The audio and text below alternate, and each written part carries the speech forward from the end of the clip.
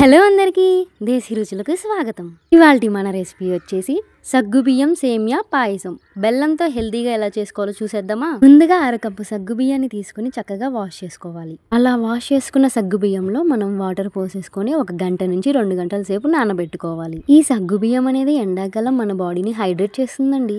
తరువాత 1 tea spoon యాలకులు తీసుకుని మనం మెత్తగా దంచుకోవాలి. ఈ యాలకులు అనేవి ఫుడ్ డైజెషన్ కి చాలా చక్కగా ఉపయోగపడుతుంది. నేను జీడిపప్పు మరియు కిస్మిస్ మాత్రమే తీసుకున్నానండి. మీకు నచ్చితే వేరే డ్రై ఫ్రూట్స్ ఏమైనా తీసుకోవచ్చు. లైక్ బాదం, పిస్తా మరియు డేట్స్ కూడా తీసుకోవచ్చండి. ఇప్పుడు ఒక బౌల్ పెట్టేసుకొని అందులో నేను 1 కప్పు దాకా సేమియాని వేసుకుంటున్నాను. మీరు ఇక్కడ గుర్తించాల్సిన విషయం ఏమిటంటేనండి, 1/2 కప్పు సగ్గుబియ్యం తీసుకుంటే అంతకన్నా ఎక్కువ అంటే 1 కప్పు సేమియాని తీసుకోవాలి. తరువాత మీ తీపికి తగినట్లుగా అరకప్పు నుంచి 3/4 కప్పు దాకా బెల్లాన్ని తీసుకోవాలి. ఇప్పుడు గ్యాస్ మీద ఒక చిన్న కడాయి పెట్టేసుకొని అందులో 3 టేబుల్ స్పూన్ దాకా గీ వేసుకోవాలి. మీకు నెయ్యి లేకపోతే నూనె కూడా వేసుకోవచ్చు. జీడిపప్పు మరియు కిస్మిస్ ని వేసుకొని చక్కగా గోల్డెన్ బ్రౌన్ కలర్ వచ్చేదాకా వేయించుకోవాలి. తరువాత అదే ప్యాన్ లో 1 కప్పు సేమియాని వేసుకొని చక్కగా వేయించుకోవాలి. కొంతమంది సేమియాని వేయించకుండానే వేసుకుంటారండి, కానీ వేయించుకుంటేనే సేమియాకున్న అసలైన టేస్ట్ తెలుస్తుంది. తర్వాత మీరు పాయసం దేనిలో అయితే చేయాలనుకుంటున్నారో ఆ గిన్నె పెట్టేసి 2 కప్పుల దాకా పాలు పోసుకోవాలి.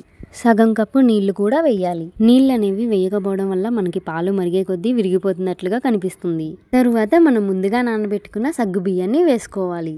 ఈ సగ్గుబియ్యం అనేది 50% కుక్ అయ్యాక మాత్రమే సేమియా వేయాలి. ముందు మాత్రం వేయకూడదు. ఎందుకంటే సగ్గుబియ్యం అనేది ఉడకడానికి కాస్త టైం తీసుకుంటుంది. ఇప్పుడు ఆ రెండింటిని మంచిగా కలుపుకొని మనం 5 నిమిషాల దాకా బాయిల్ చేసుకోవాలి. పాలు అనేవి మనకి ఇలా దగ్గరగా వచ్చి మంచిగా ఉడుకుతున్న టైంలోనే మనం ముందుగా దంచి పెట్టుకున్న యాలకుల పొడి వేసుకోవాలి. తరువాత ముందుగా దంచి పెట్టుకున్న బెల్లాన్ని కూడా వేసుకోవాలి. మీరు బెల్లానికి బదులు పంచదార కూడా వేసుకోవచ్చు, కానీ పంచదార హెల్త్ కి అంత మంచిది కాదు. బెల్లం వేయటం వల్ల ఏమిటంటే పాయసం అనేది చిక్కగా దగ్గరికి వస్తుంది. ఫైనల్ గా ముందుగా వేయించి పెట్టుకున్న డ్రై ఫ్రూట్స్ వేసుకొని ఒక్కసారి కలుపుకుంటే ఎంతో రుచికరమైన సేమియా సగ్గుబియ్యం పాయసం రెడీ అవుతుంది.